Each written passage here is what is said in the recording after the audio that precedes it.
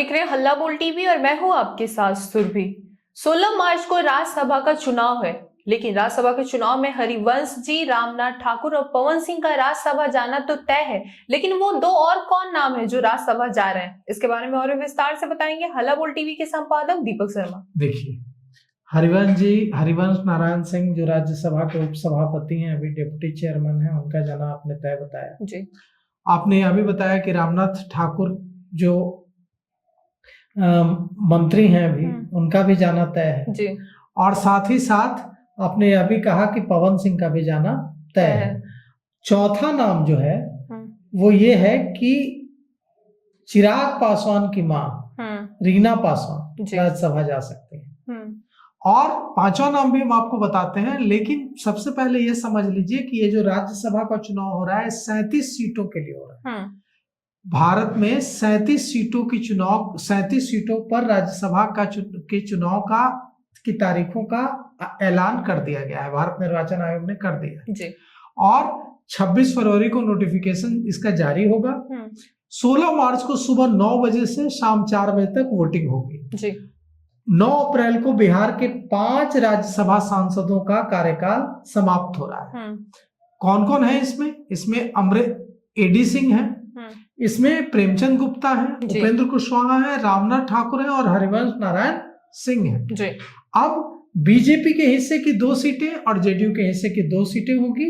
5वीं सीट जो होगी वो चिराग पासवान को दी जाएगी, क्योंकि उनके 19 विधायक जीतकर आए हैं। मतलब उपेंद्र कुशवाहा नहीं जाएंगे राज्यसभा। उपेंद्र कुशवाहा की सीट मिल जाएगी चिराग पासवान को, चिराग पासवान की मां रीना पासवान राज्यसभा जाएंगे। सिर्फ 3 विधायक घट रहे हैं एनडीए को। पांचवा सांसद भेजने के लिए और 3 विधायकों का इंतजाम करना एनडीए के लिए बहुत मुश्किल काम नहीं है। 3 विधायकों से क्रॉस वोटिंग एनडीए करा लेगा। अब यहाँ पर सवाल ये उठता है कि क्या उपेंद्र कुशवाहा इसके लिए मान जाएंगे? तो उपेंद्र कुशवाहा मानना ही पड़ेगा उपेंद्र कुशवाहा को। उनकी पत्नी विधायक है, बेटा जो है मंत्री जी। और अब खुद वो अगर राज्यसभा चले जाएं तो पार्टी के सारे बड़े पदों पर उन्हीं का परिवार होगा। तो ऐसे में उनके बेटे को मंगल पांडे की जगह विधान परिषद सदस्य बनाया जाएगा, एमएलसी बनाया जाएगा जी। और सबसे बड़ी बात यह है कि सबसे जो एक चर्चा चल रही थी कि नितिन नवीन राज्यसभा जाएंगे, वे विधानसभा की सदस्यता से इस्तीफा दे देंगे। तो हम आपको बता दें कि नितिन नवीन राज्यसभा नहीं जा रहे हैं जी। क्यों नहीं जा रहे हैं?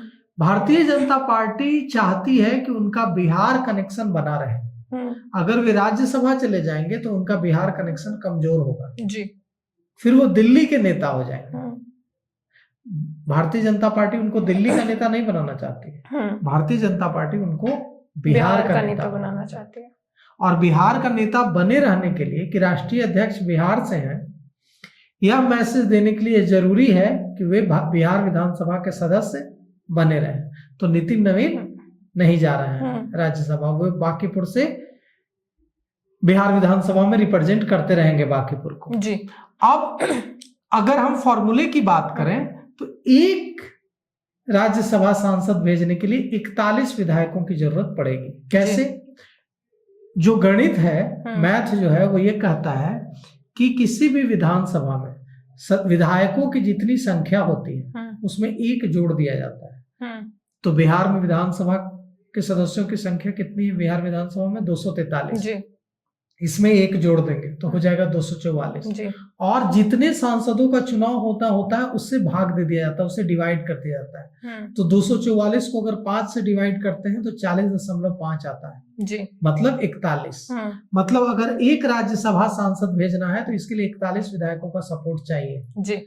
41 अगर इस हिसाब से गणना करें तो जदयू के पास 85 विधायक हैं, वो 2 सीटें अपनी भेज लेंगे, 2 सीटें बचा लेंगे, रामनाथ ठाकुर और हरिवंश जी की सीट। और बीजेपी के पास 89 विधायक हैं। ऐसे में बीजेपी भी 2 सीटें अपनी, जो आरजेडी की सीटें खाली हो रही है एडी सिंह और प्रेमचंद गुप्ता की, इन 2 सीटों पर बीजेपी कब्जा कर लेंगे जी।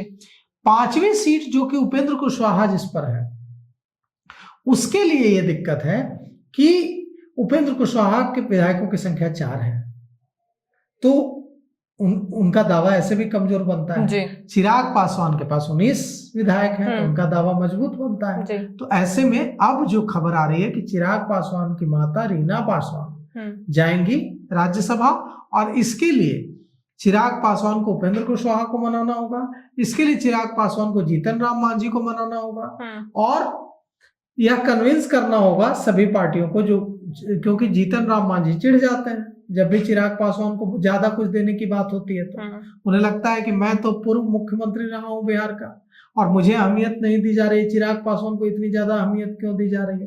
तो कुल मिलाकर के अब चिराग पासवान के पास सबसे बड़ा जो चैलेंज होगा वो ये होगा कि चिराग पासवान ये करे कि जीतन राम मांझी को मनाए, उपेंद्र कुशवाहा को मनाए और अपनी मां को भेजने के नाम पर सपोर्ट लें जी। और मुझे नहीं लगता है कि उनकी मां को भेजने के नाम पर कोई भी विरोध करेगा।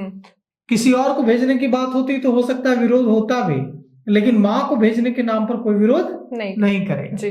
तो कुल मिलाकर के अब आते हैं पवन सिंह पर। पवन सिंह को आरा से चुनाव लड़ाने की बात थी, लेकिन बाद में ज्योति सिंह ने उनका मामला गड़बड़ा दिया।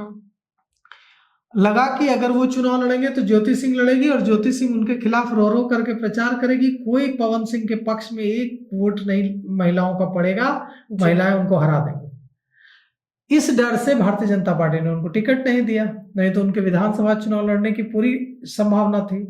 अब उनके बारे में कहा जा रहा है कि भारतीय जनता पार्टी के लिए उन्होंने बहुत प्रचार किया, बहुत मेहनत की चुनाव में, और उसका फायदा भी भारतीय जनता पार्टी को मिला जी। तो पवन सिंह को इनाम मिलेगा और पवन सिंह को राज्यसभा भेजा जाएगा। तो अब देखिए कि इसमें मतलब कि 2 तो हो गए, एक तो हो गए रामनाथ ठाकुर जी, एक हो गए हरिवंश नारायण सिंह जो राज्यसभा के डिप्टी चेयरमैन हैं, तीसरे हो गए पवन सिंह, चौथे हो गए इधर से चिराग पासवान की मां रीना पासवान, और 5वां कौन होगा?